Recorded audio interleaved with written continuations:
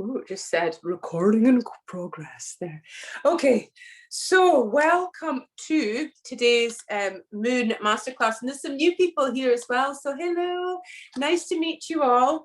And then you don't have to worry about not being a yoga teacher or not knowing much about the moon or yoga. It's just being here. It's a taking part that counts. This is for you. So for today, if you've not been to any of these before, and I speak about rising signs and houses and stuff like that, you'll find out what your rising sign is by checking out your natal chart, by going on to astro.com or cafeastrology.com, and it's your ascendant. So figuring out where the moon is in your chart is you find out what your ascendant, your rising sign is. And I'm going to tell you which house it's in. And then that's for the next 2 weeks, that's the part of your life that you would be focusing on. Okay. Mine's in the 7th house, relationships. Ugh. So the full moon's about letting go, constant. So what we're going to do is I'm going to draw a little card for us, first of all. And this is for all of us. So this is the 9 of Cups, and I don't proclaim to be a tarot expert, so I'm getting my little book. If there is any tarot experts, it'd be great to hear from you. But let's see, the 10 of Cups, what does that represent? Let's see what message that we all as a group need to know. Home, oh, this is good for you, Alison. Home, happiness, joy, pleasure, love, contentment, good family life, honor, esteem, and virtue. Oh, how nice do I feel when I read that? And that's for all of us. So that's a message for us all. Okay, so let's now look at the planetary alignments. This is it. We're now in this lunar eclipse, and the lunar eclipse, I speak to you guys about your north nodes and your south nodes. Sometimes you'll find that in your natal chart too. Your north node is your dharma, your soul purpose. The south node is your karma, the stuff you're bringing in from past lives. So it's stuff that you feel more comfortable with. But it's also stuff that you've got, it's also what you're good at, but it's what you should be reaching away from and releasing to move into your north node, your soul purpose, and it feels more uncomfortable. But this lunar, so the eclipse season, this power of them, they last for about 6 months. So it's the 6 week feeling of this lunar eclipse. But what the intentions we set and what we put in place here is going to last for about 6 months. And the lunar eclipse and the solar eclipse, they're interlinked. They're north node, south node stuff. Okay, so this one that we're working with, because it's a lunar eclipse, it's a full moon, we're releasing. So this culmination of things, the things that we really need to release, and it's almost like, you know, in the full moon, it's about releasing stuff and letting go. With the eclipse season, there's no, that we can't even have a way out or an excuse, because this is clearing the way for where we should be. So the full moon, the lunar eclipse, clears the way to bring in, because the solar eclipse and the lunar eclipse, they're interlinked. In 2 weeks' time, we're coming into the solar eclipse. So that's going to be the portal for a brand new beginning of something. So we're creating. This is really, really powerful. So we're starting off with the south node. The south node is in Sagittarius. It's a Sagittarian full moon. And which means the opposite of that, the north node is Gemini. So our solar eclipse will be in Gemini. That's what we're working towards. We're letting go of our Sagittarian stuff.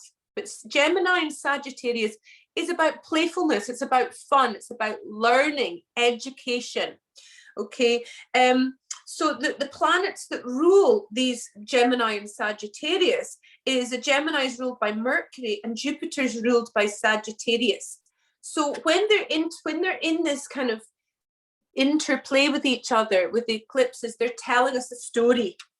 So because Gemini and Sagittarius is to do with education and mind, so Gemini is more about, you know, almost like the verbal, the truth and honesty and integrity, and Sagittarius is more the bigger picture, as in the wisdom.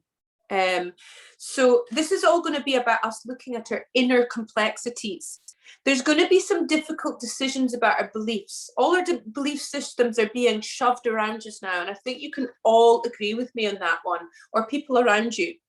So this is about us surrendering our ideas of truth, Gemini, in order to have wisdom, Sagittarius, and faith renewed. So we're surrendering and we're just going, okay, we've done the stuff, right? Let's really surrender and move towards where we need to be, which is your North Node. So Mercury honors multiple truths, but it rewards honesty. So it's about really stepping up and being authentic here. So the choices that we make at this time, they have the potential to bring great reward or intense challenges. So rewards come when our choices are based on our authenticity and our truths. And so we stand firm in this embodied presence that in the last moon, most of you guys worked with me in the Taurian moon, when we were coming into like embodiment. So everything that we've worked towards, this is the culmination of it paying off. So, you know, I like to tell a wee story. So the story of the planets, it's more like the mythological story of the planets. There was a woodcutter next to the river one day, and he was chopping away at this tree, and his only income was being a woodcutter, and his axe, like the top of his axe, fell into the water, flew off the handle, fell into the water. And he was utterly devastated because the water was so dangerous and so fast flowing that he couldn't get into to get it. And that was his livelihood. And he was really upset. And Mercury had seen this, and he decided to help him. So he dived down, took an axe head up and said, "Here, I found this for you. Is this yours?" And it was a beautiful silver axe head. And the woodcutter said, "Well, thank you, but no, that's not mine. That's a silver one. Mine's just a plain, metal one." So Mercury dives down again and comes back up with an even more beautiful one. It was pure gold, and it would have been able to feed his family for the rest of his life, but he said, "No, I'm sorry, mine isn't gold. It's just a plain silver one. And no, it's a plain metal one." So Mercury dives down again and finds the plain axe head, and the woodcutter was gifted with them all. And this is really about, it's about rewarding honesty. So what we've been doing, so this is the planet of it's a planet of thieves and liars as well, apparently. So people who've been bullshitting things are going to be revealed. The veil of illusion is going to be lifted. So let's recognize our truths and claim what's ours and not someone else's, even if it looks better. So this is like very similar to the Bhagavad Gita about performing your dharma on the battlefield of life, not someone else's. Even if you can do better. An example is my ex-husband being an accountant. He really doesn't want to be an accountant, but he earns a lot of money. But is he happy? No. But he always wanted to do something else, and he used to go on about it. But that might have been his dharma, and it might have been happier. So he's doing someone else's dharma because he thought he was doing the right thing. So really step into your truth. And when you make a decision and it lifts.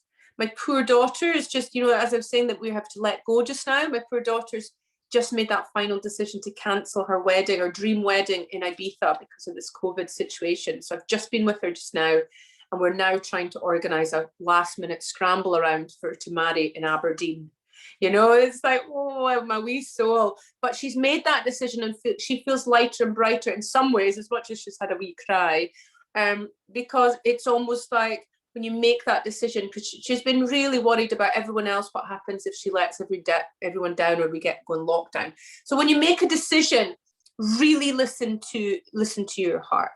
So this full moon, it's in 5 degrees of Sagittarius, so it's still a young wee planet. So we're grappling with wisdom, faith, and belief. I think we all are just now, yeah? So, and the good thing about this is Jupiter is in Pisces as well. So this is holding our eclipse and giving us faith. Jupiter is about expansion, and it's about it's about, like, you know, like good things happening to us in life and things and growth. And Pisces is very much like spirituality and faith.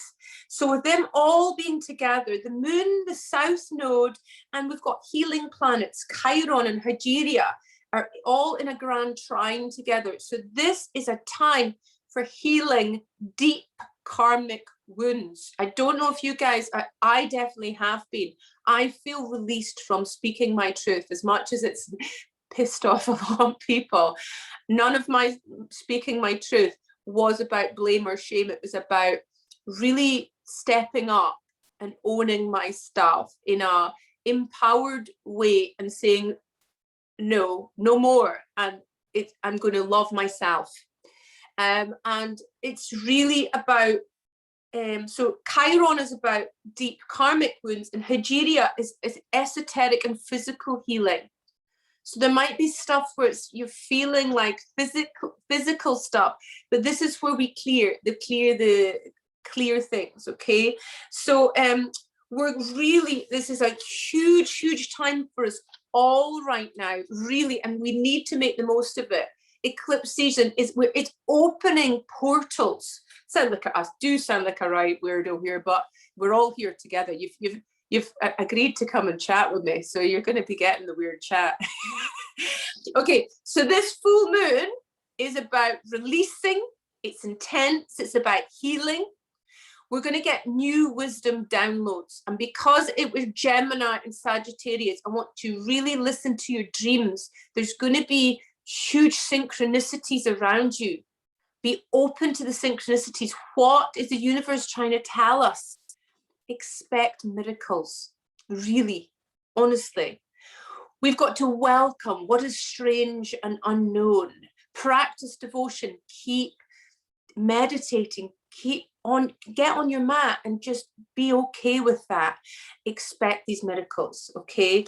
So on the 29th of May, which we're in shadow retrograde just now, Mercury's going retrograde. You can feel it already. People are getting confused with, you know, yesterday I said on social media, oh, it's a balsamic moon, it's a dark moon. Oh, no, it's not. The balsamic moon and the dark moon is just before a new moon. I really felt, ooh, it was a bit of, but it was just the energy. But I put it out there. There'll be some moonologer people go and check her. She's rubbish. I don't care. I'm owning it and saying Mercury in retrograde, communication, it's all a little bit. So travel, computers, make sure you keep double check and make sure what you've said is clear enough, and not taking other people's communication personally, because they might not be able to do stuff. But when we go into retrograde, people think that it's a bad thing. Retrograde is going back, redoing the things that maybe we didn't do right before, or looking at it in a different way. So it's like re-looking and understanding. I was speaking to my youngest daughter yesterday about something she was having trouble with. And I said, right, step out of your way in that sense and look at that other person, even if their behavior is not acting, you know, in the best, you know, it's not wise, the behavior. Look at it from, where is she coming from? What is her truth? Her truth is different from your truth. And hurt people. And some of the stuff that she's doing isn't yours to own. So it's like having an understanding of other people's truth. Your truth is your truth. It's true. But everyone's truth is true to them. And the collective consciousness of truth is different to that too. So stepping back and being open to the messages. So we're looking back to the messages from the past and unraveling stuff to see clearly, to properly let go of it and head forward. We need to be able to change our minds about things. Like my oldest daughter just has, and we need to take care of our nervous systems. I don't know if you, like one of my friends who's a very spiritual person who really does a lot of practice, she's dedicated to her practice, it's her life. She really was feeling, it was the 22nd, having a really bad time of it. But what it was is she's so in tune. There was huge solar flares, and there has been Jupiter. They've just noticed on Jupiter, lightning, and this is all new stuff. There's such a lot of solar, so there's geomagnetic storms right now. So electronics and things like that, which is we're electromagnetic beings. We're going to feel it. So if you've been feeling a little bit, I don't know if that, but if you're feeling like that, that's what it is, okay? So also on the 28th, just before we go into Mercury in retrograde, there's a magical conjunction between the planets. So Mercury is conjuncting Venus, the planet of love, the planet of beauty. And so this is us really needing to listen to the messages. And really, there's a harmonization there. So be aware of that harmonization on the 28th. So, and we need to integrate our Taurus lessons from the last moon with these Gemini lessons. So, because this is the start of a new 6-month cycle. The next time Venus is going to be in this, holding our space for 6 months, and it's beautiful. The next time, and she's going to move into Capricorn in December. She doesn't really like being in Capricorn that much, so there's going to be a little bit more seriousness then. So from the 2nd of June, Venus moves into Cancer, and she quite likes it there. So this is us needing to connect with the life-giving miracle waters. Really enjoy this time from the 2nd of June. There's Jupiter's in Pisces as well. There's a trine happening. There's actually, as much as it's really intense, there's some beautiful things happening if we just keep our feet grounded, listen to the messages, breathe, look after your nervous system. And then just before we move into our solar eclipse, our new moon, then the balsamic moon, and the 6th of June, I think it is, it's going to be 0 degrees Taurus. So this is where we integrate all the lessons and set them free. So what we need to do is we need to cultivate the synchronicity every day and all these meaningful coincidences. It's really important.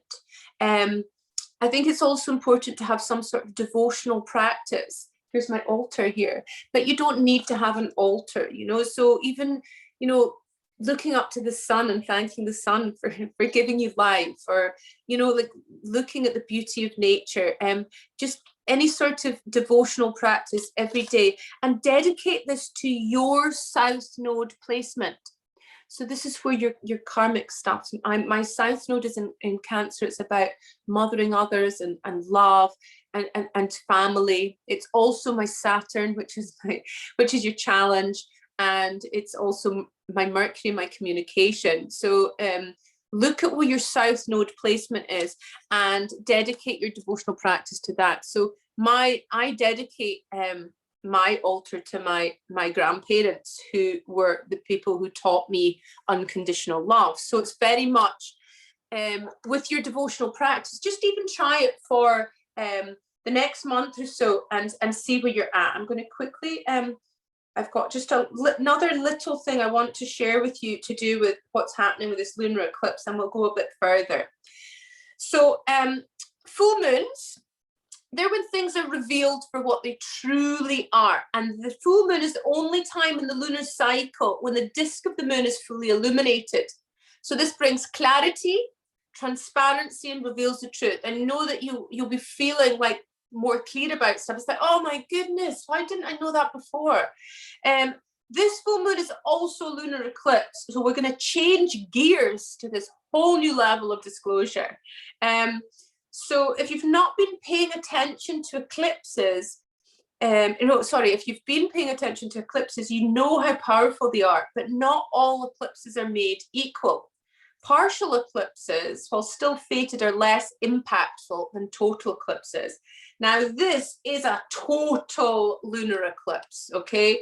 This is a Sagittarius full moon. The South Node is in Sagittarius, and the North Node and the South Node are connected to karma, okay? So this South Node eclipse is the clearance of our karma. We're clearing our karmas. So although they tend to have a bad rep, South Node eclipses don't always come with negative consequences. This is like a payout. What goes around comes around. So some people can have achievements, recognitions, or receive unexpected benefits. Okay, and the difference that while North Node eclipses, which is the one in 2 weeks, they bring something new into our life, the South Node delivers outcome based on your previous actions from this lifetime or even previous lifetimes. So as a North Node eclipse, you're going to experience, you're creating new karma. At this South Node eclipse, you're releasing your old karma. You're releasing the old, it feels uncomfortable. I know that we're all having to let go of a few things and go, whoa, it's a bit scary, or change. But last year, 2020, set us up for this. It was all setting us up for where we are now. So the lunar eclipse is in the Gemini Sag axis, and this is the axis of knowledge. And Gemini rules our logical mind, and Sagittarius rules our beliefs as well. So what we believe to be morally right. When we say we need more data, that's us operating from a Gemini mind. However, when we don't have to prove or explain anything because it feels morally right, that is our Sagittarius mind. It's our wise mind, okay? So it's more like if you're a yogi and you're looking at the koshas, you would say that Sagittarius is more Vijnamaya kosha, and the Gemini is Manamaya kosha. The koshas, this is the sheaths or layers of energy within the body. So that's a way of looking at it and applying it to the koshas as well. So we're going to be exposing what's working and what's no longer working with this Sagittarius approach. It's going to make us aware of our own biases and dogmas, but it also is going to help us see which Sagittarian beliefs have helped us to become the people we are today. So this is not superficial soul searching. This is about, it's about going deep and understanding the why. Why do you believe this to be true? What is the real reason I held on to this belief? So this is releasing samskaras, vikalpas. This is beliefs that are within your subconscious that hold us back, that we need to transmute. And practicing yoga is a way of transmuting. We're burning these samskaras away. So we're going to be practicing yoga soon. Don't worry, I'm not going to speak all afternoon. So this lunar eclipse is calling us to discover why we've held on to our beliefs for so long, and what were the hidden benefits or payouts that made us stick to it. What is the bigger picture here? Step back. What is really going on? Okay, so how is this lunar eclipse going to affect you? So let's have a look at in which house you are. Okay, so guys, if you've not figured out what your rising sign is yet, don't worry, you can go back and check that out by looking at your natal chart. So here we go. If you're an Aries rising, it's the 9th house. Taurus is the 8th house. Gemini is the 7th. Cancer is the 6th. Leo is the 5th. Virgo is the 4th. Libra is the 3rd. Scorpio is the 2nd. Sagittarius is the 1st, Capricorn is the 12th, and Aquarius is the 11th, and Pisces is the 10th. So the 1st house represents your body, health, willpower, and stamina. The 2nd house is your finances and anything that supports the body in maintaining health. The 3rd is siblings, neighbors, communications, familiar trips. The 4th is parents, father, history, family, property, and home, the grave. The 5th is children, sex life, children you come into contact with, and things we do for fun. The 6th is things that destroy your health, not your actual health. Illness, disease, habits that we form that lead to those things. 7th is partners of any kind, romantic, business, open enemies, when you know about them. The 8th is symbolic debts, where our loss becomes someone else's gain. So the 9th is learning and education, things that open up your understanding, shamans, mystics, anything meant to open up. Foreign travel, dreams, magic. The 10th is your reputation, career, the mother, status changes like marriage, parenthood, ambition, lasting changes. The 11th is gifts, support we receive externally, hopes and wishes we have for ourselves, friends and benefactors. And the 12th is secret enemies that we don't see or realize, magic in a dark way, rest, repose, and quiet. And the planets here don't appear to be what they are. Okay, so that's what you're working on for the next 2 weeks. That's what you're applying to. So full moons, here we go. Normally in the full moon, I would work with the goddess Lakshmi.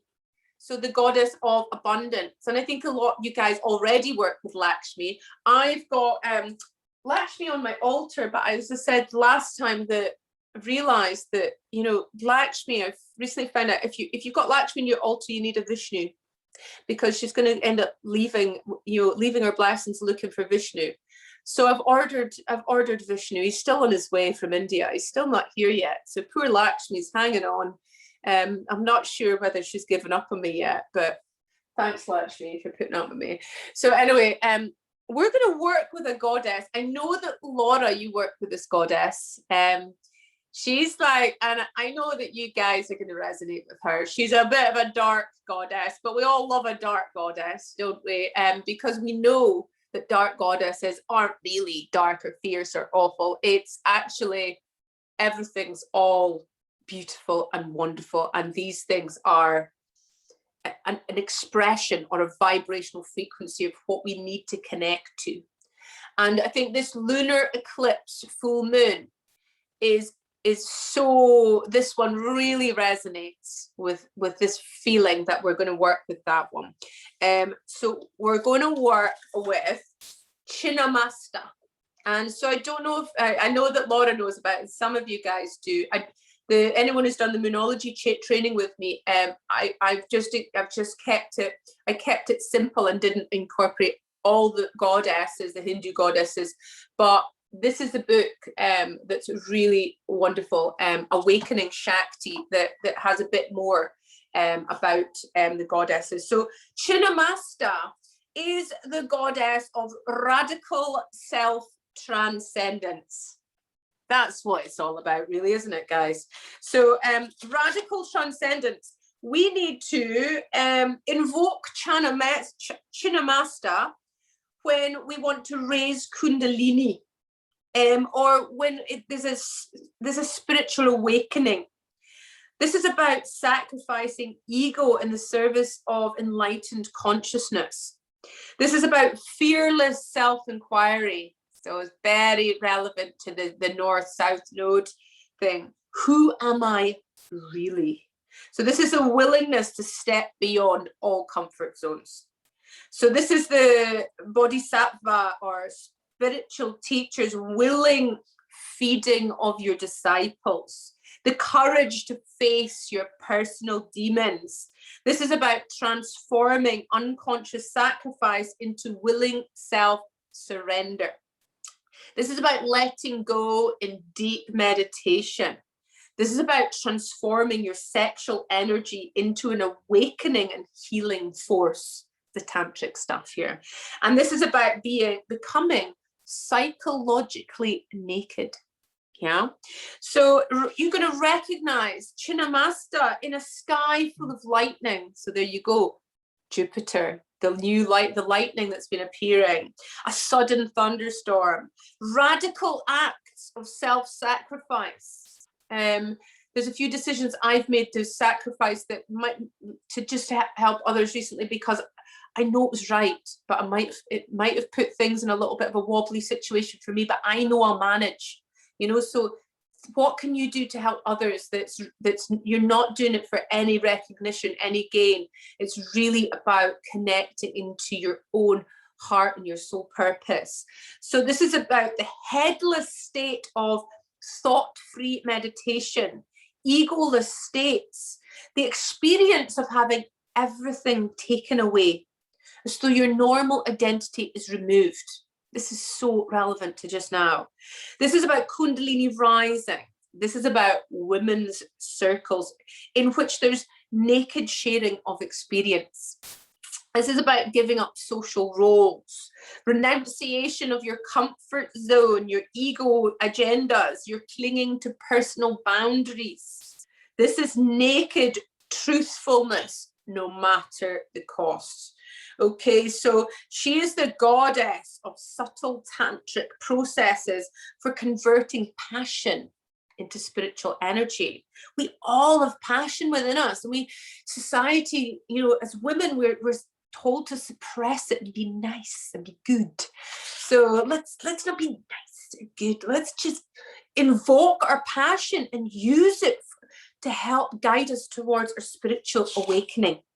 Okay, so I'm going to tell you a little story before it's all right. We're still going to do yoga. We've still got our things, but Chinnamasta is really, she is, she's an absolutely amazing goddess. So there's more than one version of Chinnamasta's origin. And one story goes that Parvati and Shiva were making love with the goddess on the top. And, you know, as he climaxes, she morphs into a fierce self. So Prachanda Kali, the fierce black one. And then from her body emerged two Shaktis, Dakini and Varnini, spiritual daughters to become her attendants. So one day the three Devis go for a bath in the Mandakini. I was going to say Mankini there. In the Mankini River. So it's a celestial stream that flows near Parvati's home. So after bathing, her attendants tell her that they're hungry. Mother, please give us food, they ask. And smiling, the goddess cuts off her own head. With his 3 streams of blood that shoot forth, she feeds her 2 attendants and then herself. Once they've all drunk their fill, she puts her head back on and once more becomes the lovely Parvati. Why does Parvati turn fierce at the moment of Shiva's climax? Is she overwhelmed by the sudden infusion of his energy? Is she overcome by passion? Or does her fierceness symbolize the intensity that comes when Kundalini is aroused in the chakra at the base of the spine? This tantric tradition points to the last interpretation. The fierceness of the goddess is the intense energy of bliss. So Dakini is the name given to the mysterious female yoginis who serve as tantric consorts to male practitioners. And they appear and disappear with total freedom. So they show up at crucial moments in the spiritual journey. They're elusive, fierce, sexy, and they take no prisoners. So in Tibetan culture, spiritually gifted women are often described as dakinis and given special license to be outrageous. How good would that be? So it'd be good to be given a special license to be outrageous. I'd like that. So to bend the rules of conventional society and realize emptiness is the heart of reality. The dakini is a radically active form of the feminine. She symbolizes the goddess's power of action. And the root of the name Varnini is Varna, which translates as kind. And this is the word that's given to the Hindu caste system, which differentiates human beings according to their functions in society. Vardhini indicates a differentiating knowledge that divides life into categories and makes us see the difference. And this is what this whole eclipse is about. Yeah. So through these natural powers, knowing and doing, the goddess manifests life and nourishes it. So you could look at the icon as an allegory that shows the Deva Shakti eternally nourishing the powers of knowledge and action that manifest through all living beings. Or Dakini and Vardhini could represent the goddesses' human agents, the teachers who receive, hold, and spread the Shakti through their teachings and examples, and who must continuously be fed from source. So another version of the story is Chinnamasta fighting demons in one of the endless wars between the gods and their arch enemies, the Asuras. And when the battle is over, her battle lust is not satisfied. So she cuts off her own head and drinks her own blood. In a third version of her origin, she's said to have appeared after the gods and demons had churned the ocean. Chinnamasta seizes the demon's share of the nectar of immortality, drinks it herself, and then cuts off her own head so the demons can't receive the nectar. So Chinnamasta, we are going to do a meditation in Chinnamasta. So get yourself comfortable. Closing your eyes, sitting yourself in a comfortable position, and centering yourself by taking 5 deep, full breaths.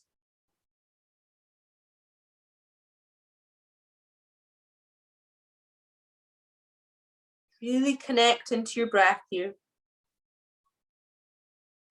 And focus your attention in the third eye region, between your eyebrows in the center of your head.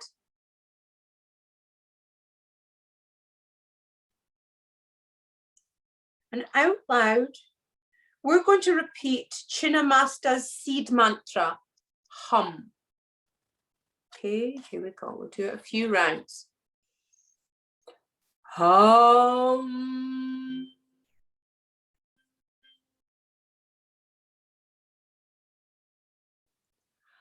Hum.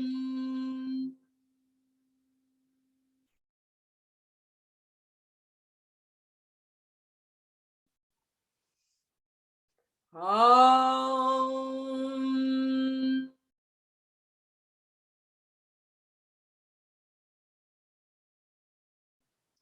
Feel the vibration reverberate through your body. And imagine Chinnamasta standing in the air before you. Her body is radiant with white light. One hand raises a sword, and the other holds her own head, which is smiling. Feel that from her neck flows a powerful white radiance. This is the light of lightning-like wisdom, the power of awakening. Feel that this light enters your crown, flows through your brain, turning your thoughts to light. The light flows down through your body, filling your body with bright white light. Feel that Chinnamasta's radical blessing is enlightening your very cells, the material of your body.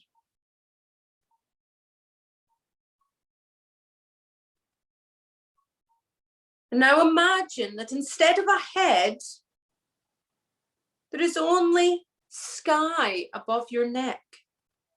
And let yourself experience your head as sky.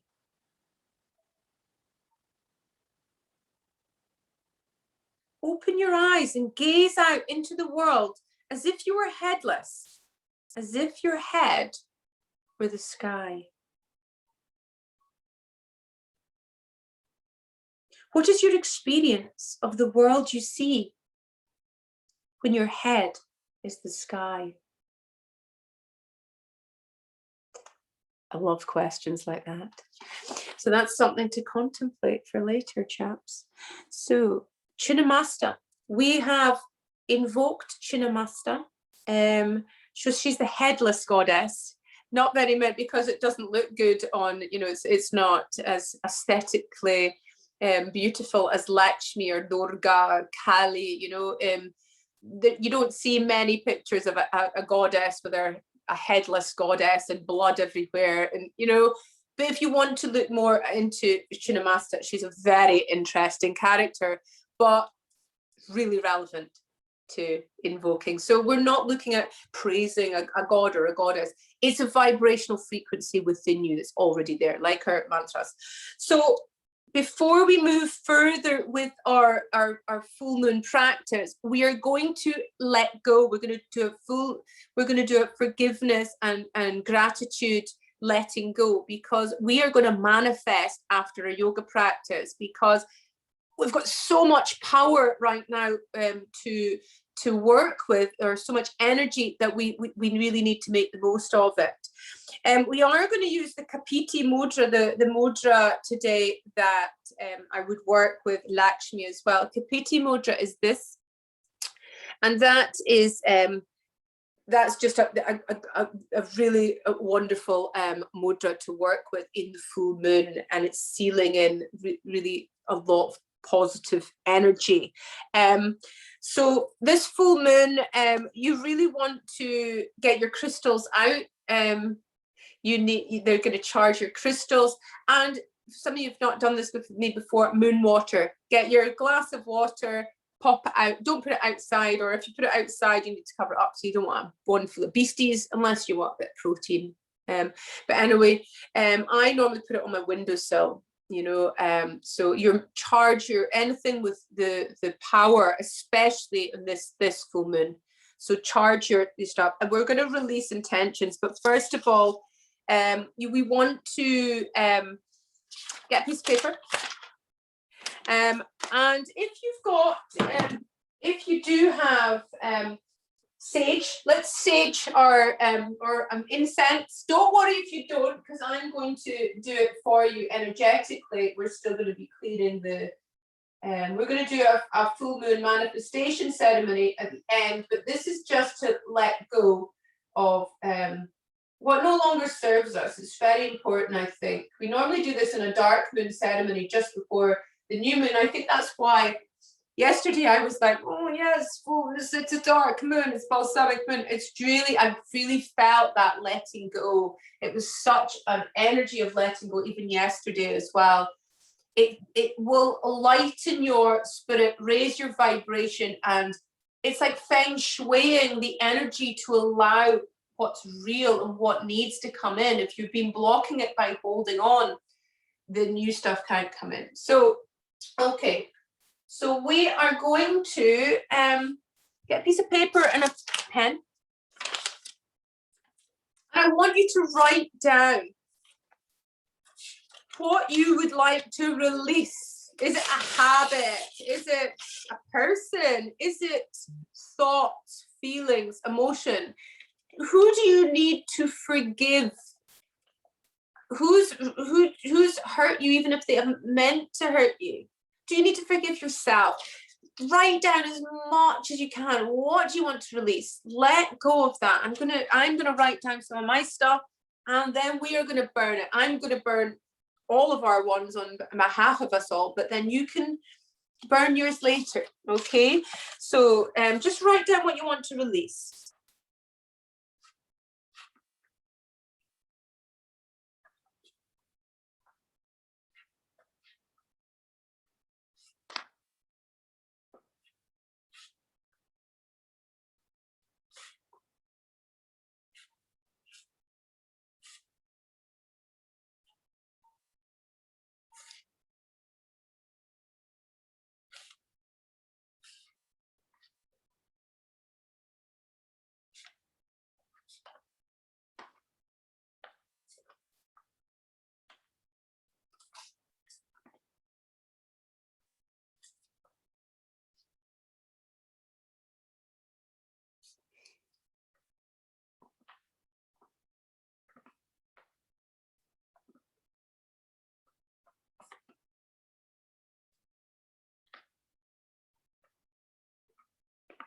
Okay, so we don't want to spend too long doing this, but you can come back to your forgiveness list later on tonight. You've still lots of time. So I'm going to burn this on behalf of all of us. So you're going to close. You can burn your one if you want. I don't want you setting fire to anything. There we go. And I'm burning. So close your eyes if you like, or look into the flames and just imagine that that is your fears. That is what you want to let go. It's gone. There you go. Now to fill that void, we are going to write down what are we grateful for. But because of this is the culmination of the last moon, what have you brought into your life, or what have you achieved? What do you feel now? What is in your life that you are so grateful for? And what are you grateful for yourself? What do you give yourself? Really bring that embodiment of self-love into write that down. Why are you so great at being you? You know, well done.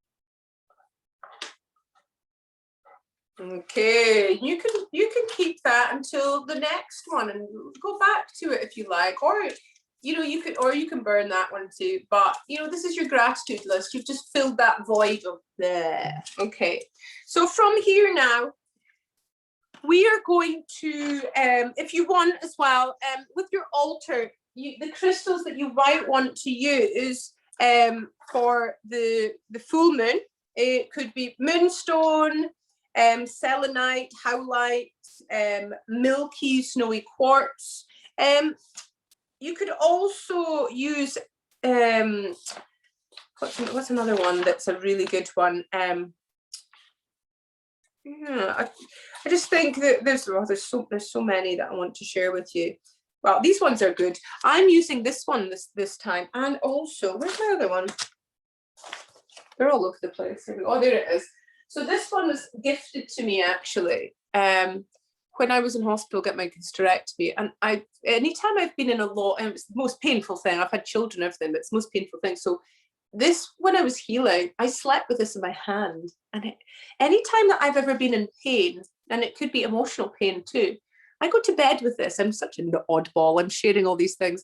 This is such a you've got a go-to. So that's one of my go-tos, and this is one that was gifted to me too. And this is one that when I really feel the pull of the planet. So these are the two that I'm working with, and neither of these are the ones that I suggested.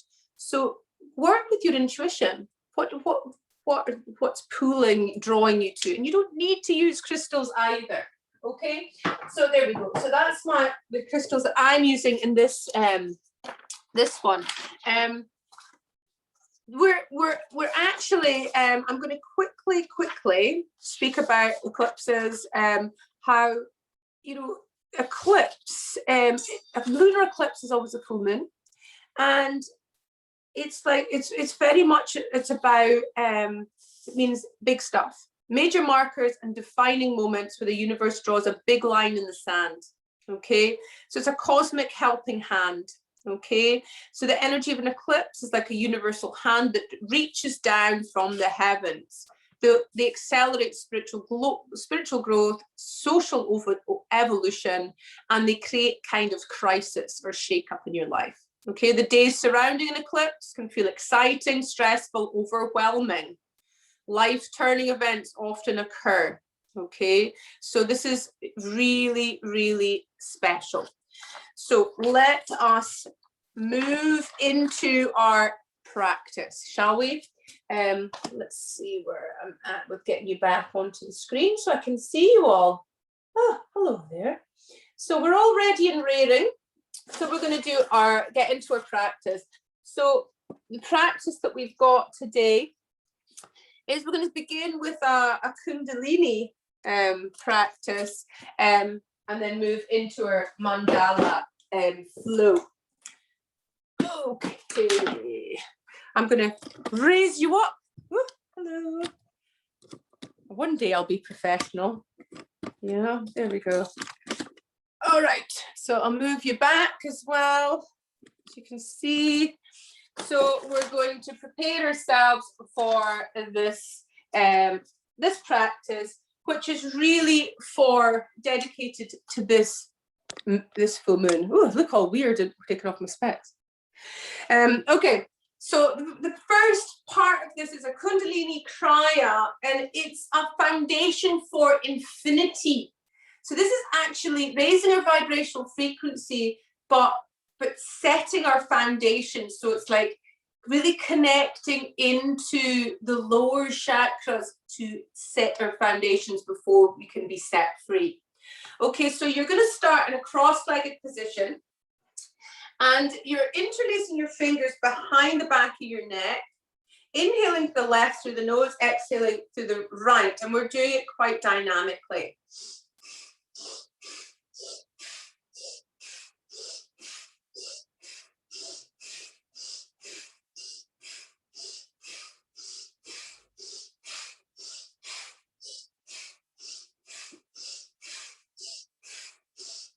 Inhale. Hold the breath, engagement locks, pulling in the pelvic floor muscles, the lower abdominal muscles, bring your awareness to the eyebrows center. Exhale to release. And then from here, you're moving on to your knees, if that's available to you. If your knees or ankles say no thanks, stay cross-legged. Interlace your fingers behind you, and then you're coming forward into yoga mudra. So your arms are coming up, forehead on the ground, and breathing. Nice deep breaths.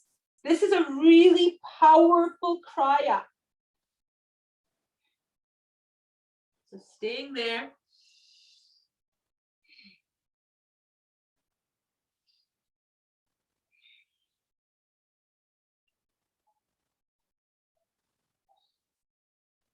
Inhaling to come back up. You might feel some heat move through your body, okay?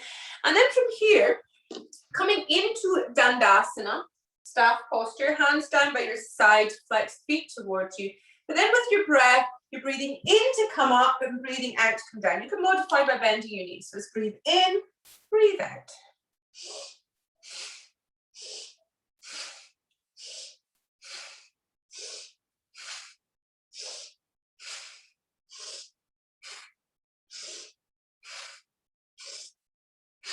Okay, the next part to this is you coming up to standing.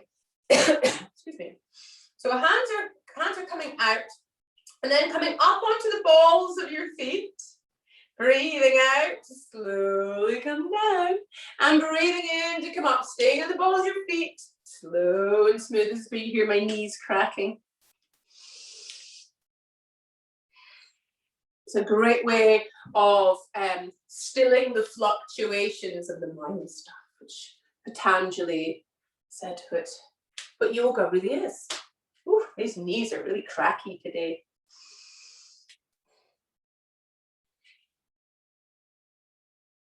Okay, and then coming up. And then with your breath, just moving from side to side.